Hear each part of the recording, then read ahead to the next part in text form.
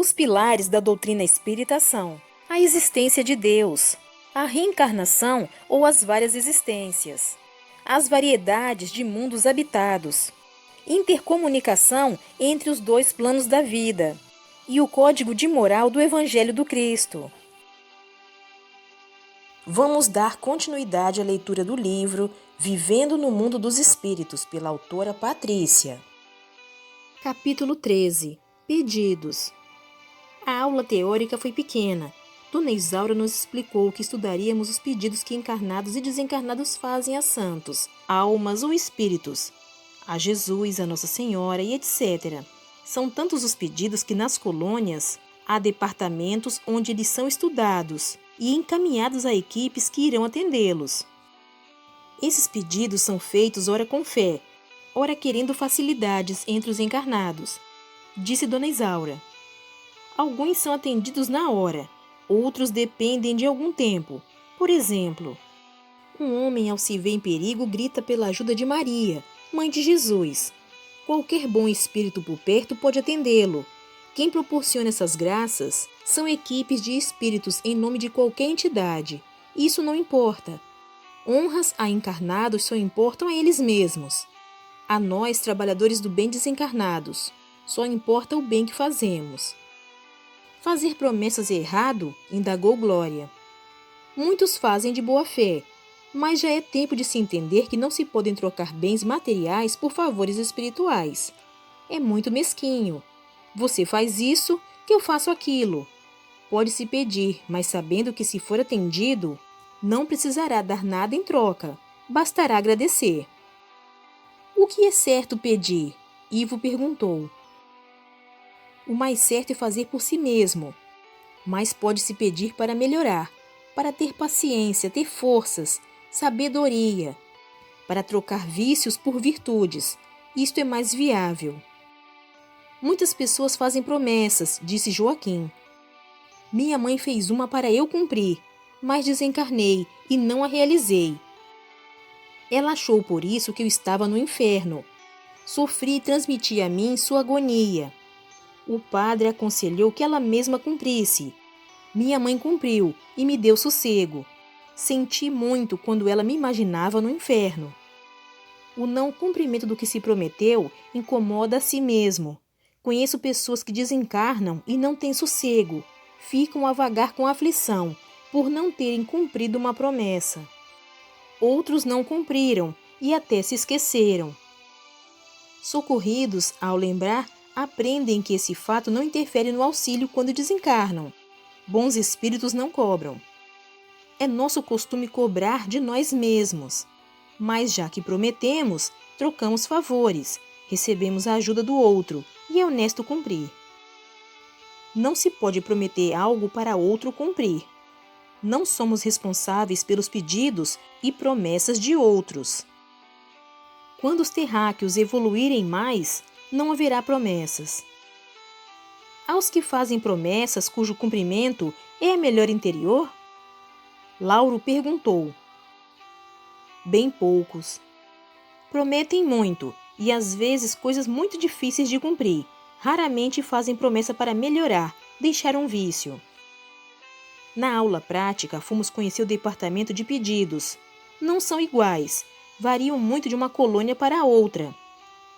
Nas colônias grandes, ou nas que ficam próximas de onde, no plano físico, há romarias, esses departamentos são grandes. Na colônia de São Sebastião, está localizado dentro do prédio das religiões. Tem 4 salas grandes. A primeira ocupa-se com pedidos de desencarnados. Sem a roupagem física, pede-se bem menos. Não se fazem promessas, mas educa-se para a gratidão. Lá nessa sala, chegam pedidos de desencarnados da colônia e postos de socorro. São solicitações para mudar de trabalho, de moradia e, muitas vezes, para ajudar entes queridos, desencarnados ou encarnados. As outras 3 salas se destinam a atender pedidos de encarnados. Na primeira, são separados e encaminhados para as outras 2, a fim de serem analisados. Depois voltam à sala de origem para serem encaminhados aos socorristas ou aos espíritos que trabalham nesse departamento Isso é, são separados os que poderão ser atendidos. Não há muitos pedidos sem promessas, por isso a segunda sala é pequena. Nela são analisados os apelos conscientes, sem promessas. Muitos são atendidos. Essa sala é muito agradável, tem lindos quadros na parede. Todo o departamento é pintado de amarelo claro e tem como enfeites muitos vasos de flores. A terceira sala, bem grande e com várias mesas, é para os que pedem com promessas. Os pedidos são ali separados e as mesas têm plaquinhas com nomes de santos, de Jesus, de almas. Os dirigidos à Virgem Maria são numerosos. Depois fazem a separação em viáveis ou inviáveis. Os considerados inviáveis não serão atendidos, como os casos de pedidos para chover ou não chover, para a vitória de times esportivos, para ganhar em loteria e etc. Os viáveis são os que podem ser atendidos, em parte ou totalmente. Nesse caso, os pedintes recebem a visita dos trabalhadores do departamento, que depois dão seu parecer final. Se aprovados, os trabalhadores atendem e a pessoa obtém a graça. Aí resta o pedinte cumprir o prometido. Tudo consta de fichas bem organizadas.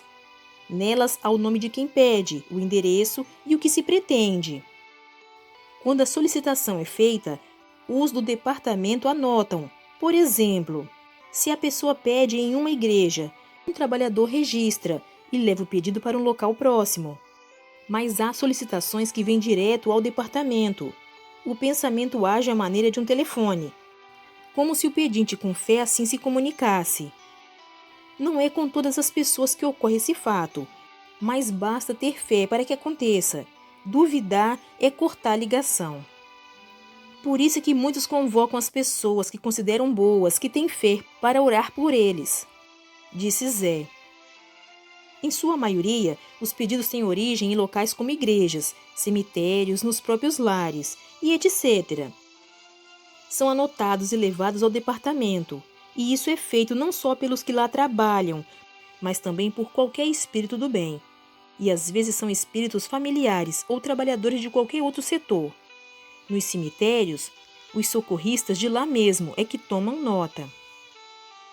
Estávamos curiosos e observando tudo, quando o orientador da casa nos disse gentilmente: podem ler os pedidos, mas façam o favor de os colocar depois no mesmo lugar. Admirei-me da quantidade. Peguei alguns que estavam como viáveis. Eram pedidos para largar de fumar, para aceitar o filho que não conseguira amar. Ali estavam também anotadas sugestões para os socorristas. A ficha da mãe pedindo a Nossa Senhora que ajudasse a amar o filho foi analisada. E viram que mãe e filho foram inimigos no passado e que nesta encarnação estavam juntos para se reconciliar. A ajuda consistia em conversar com ela enquanto o corpo dormia e fazê-la entender a necessidade de aceitar o filho. Envolvê-la em pensamentos diários durante 6 meses, incentivando-a ao perdão e ao carinho. Dará certo? Indaguei a um trabalhador, mostrando a ficha. Creio que sim. Dependerá de que ela aceite nossas orientações, respondeu gentilmente. Pede-se muito, e a pilha de solicitações enviáveis era grande. Peguei algumas para ler. Numa delas, uma senhora rogava às almas do purgatório ajuda para que o marido não descobrisse que ela o traíra. Rezaria 3/3 no cemitério. Em outra, um rapaz pedia a Santo Antônio que o ajudasse a se casar com uma moça rica e bonita. Iria à missa 1 vez por mês durante toda a vida. Certa moça suplicava à Virgem Maria que a livrasse de estar grávida, era solteira. Alguns inviáveis eram insistentes, com pedidos a vários santos de uma vez e com promessas incríveis. O orientador do departamento gentilmente nos esclareceu. Respeitamos todas as formas de crenças e todos os pedidos. Se aqui chegaram, é porque foram feitos com fé, embora saibamos que muitos não têm base em fé raciocinada. Respeitamos mesmo os pedidos para encobrir erros, como este que pede a Nossa Senhora Aparecida proteção para não ser preso enquanto rouba. Nele há mais ignorância do que maldade. Marcela leu alto as palavras de um traficante que pedia proteção para não ser descoberto e preso. Prometia dar uma grande quantia em esmolas para os pobres. O orientador elucidou-nos. Todas as vezes que esse solicitante está para receber um carregamento de tóxicos, faz promessa semelhante. Não o ajudamos, não podemos auxiliá-lo como deseja, e os acontecimentos ficam à revelia. Há algum tempo promete, e porque não foi preso, paga a promessa. Já tentamos ajudá-lo, incentivando-o a mudar a forma de viver, a deixar de traficar. Mas infelizmente não é isso que quer, pois gosta do que faz. Após analisar tudo, saímos com um grupo de socorristas que ia atender algumas solicitações. O primeiro caso era de um senhor pedindo que sarasse. Estava no hospital. Tinha câncer, em estado adiantado. Não obteria a cura do corpo. Seu pedido não seria atendido, mas o auxiliariam de outra forma. Os socorristas iriam assisti-lo e incentivá-lo a ter bons pensamentos e a se resignar. A equipe o visitaria todos os dias até que desencarnasse. Sentiu ele nossa presença e recebeu os fluidos doados. Ficou calmo e adormeceu. Uma outra súplica nos comoveu. Uma menina de 8 anos, órfã de mãe, desejava a genitora de volta. Mas isso não é inviável? Glória perguntou. O pedido sim, respondeu Frederico, mas não a ajuda. Os socorristas também irão, por um determinado tempo, visitá-la todos os dias, consolando-a e ajudando-a a aceitar a desencarnação da mãe. Já a outra senhora queria ajuda, porque se sentia mal com falta de ar. A seu lado estava um desencarnado a vampirizá-la. Os socorristas fizeram-se visíveis a ele, conversaram e o convenceram a ir para um posto de socorro. Depois fomos ver como se anotam as fichas. Era em uma igreja. Naquela hora da tarde estava quase vazia. Só um trabalhador do bem ali se encontrava. Aproximamo-nos de uma senhora que orava com fé, aos pés do altar do coração de Jesus. O trabalhador do bem anotava seu pedido, enquanto ela orava. Queria que o filho fosse aprovado na escola. Essa senhora será atendida? Perguntou Ivo ao trabalhador. Os trabalhadores do departamento podem ir até o filho e incentivá-lo a estudar. Às vezes pode estar com algum problema de saúde ou com algum desencarnado atrapalhando. Nesse caso, aconselha-se a mãe em forma de intuição a procurar um médico ou um centro espírita. Sabendo a causa, podem os trabalhadores achar uma solução, mas se for preguiça, só pode ser incentivado. Ninguém irá fazer o que lhe compete, que é estudar. Depois fomos a um lugar de romaria. Ali muitas pessoas pagavam promessas ou pediam graças. As súplicas eram diversas. Desejavam obter facilidades, riquezas. Algumas eram comoventes, pediam saúde, melhora de caráter. Estas últimas, aliás, geralmente eram feitas por outras pessoas, como a esposa que desejava que o companheiro largasse a bebida e o filho o tóxico. Em lugares de romarias, há equipes grandes de trabalhadores. Os pedidos são encaminhados normalmente ao departamento de uma colônia. Se o local é muito frequentado, o departamento fica ali mesmo, como em Aparecida do Norte. Uma equipe grande trabalha ali, onde os pedidos são anotados e levados depois para as salas construídas no plano astral, como continuação da construção material. Lugares de romaria são atacados pelos irmãos do umbral? Perguntou Cida. Sim. Por isso os trabalhadores são também guardas. E o local está equipado com raios elétricos, respondeu Raimundo. O que acontece se o raio atingir um encarnado? Joaquim perguntou. Nada. Somente atinge os desencarnados. Continuou a elucidar Raimundo.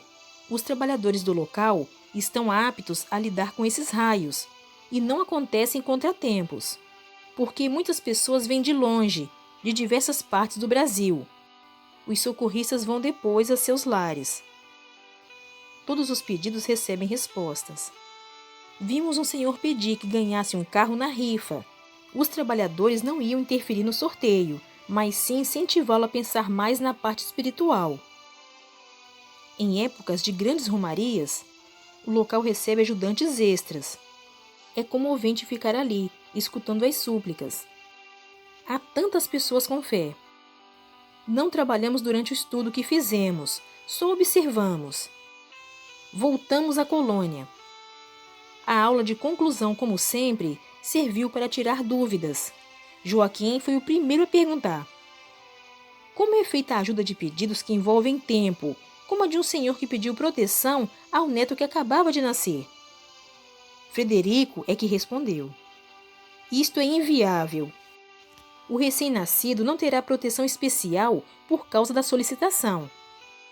Ajuda em todos os momentos, todos nós temos.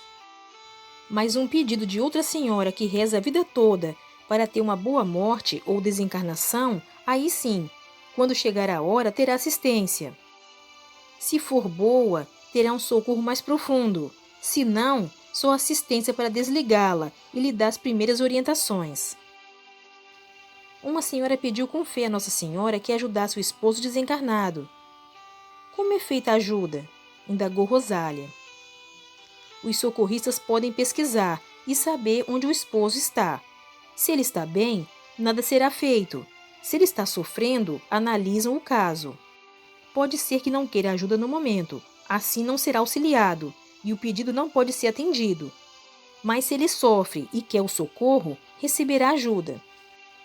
Vimos uma senhora que faz promessas demais por qualquer coisa. O que acontecerá com ela? Ivo perguntou. Ela age erradamente. Já tentaram instruí-la, orientá-la para que mude. Os pedidos de acontecimentos do dia a dia seguem seu curso. Os trabalhadores não podem perder tempo com isso. Vamos desejar que ela mude, mas se não o fizer, nada acontecerá a ela. Vimos que não age de má fé. Pede-se muito para chover ou não chover, disse Hilda. São todos inviáveis? Sim, todos. Impressionei-me com uma senhora que rogava para morrer, para desencarnar, disse Lauro. A solicitação é inviável, mas ela receberá ajuda. Vão incentivá-la a querer viver encarnada. Vão tentar que alguém encarnado converse com ela e a ajude. Não desencarnará fora de hora. Não se pode ajudar ninguém a desencarnar assim. Num caso de perigo, o pedido passa pelo departamento? Perguntou Cida. Não. Os bons espíritos que estão por perto tentam ajudar no que for possível. E se não houver ninguém por perto? Cida perguntou novamente. As palavras ficam no ar e podem ser captadas pelos espíritos bons num raio de quilômetros. Pode o pedido ir ao departamento em questão de segundos e o pessoal de lá avisar uma equipe que esteja trabalhando na Terra. Volitando rápido, o socorro acontece imediatamente. Só as súplicas feitas com fé vão para o departamento, não é mesmo? Indagou Terezinha. Sim, vocês nem imaginam o quanto se pede, mas as que são feitas sem fé não chegam ao departamento. Se alguém fizer promessa e o pedido não for para o departamento, mas acontecer de dar certo, a pessoa tem que cumprir a promessa? James indagou. Quem faz a promessa não irá saber desse detalhe. Promessa não cumprida incomoda a si mesmo. Promessas de pedidos que o pessoal do departamento atende, em nome de Jesus, de Maria, de santos, etc. Não interessa se foram cumpridas ou não. Para os trabalhadores, basta fazer o bem, realizar um bom trabalho. Há espíritos que cobram promessas? Marcela indagou. Existem promessas feitas em terreiros. Há determinados espíritos. Há almas do purgatório. Os que atendem são espíritos ainda não esclarecidos. Prestam ajuda como podem, mas querem receber o pagamento e costumam cobrar. As perguntas terminaram e Frederico encerrou com essas palavras. Quando a Terra evoluir, cessará essa troca de favores. Pedidos serão como uma ajuda para se melhorar. Porém, aprendemos desde já que cada um deverá fazer por si o que lhe cabe. continua no próximo vídeo. Obrigada pela sua companhia. Fique com Deus e até o próximo vídeo.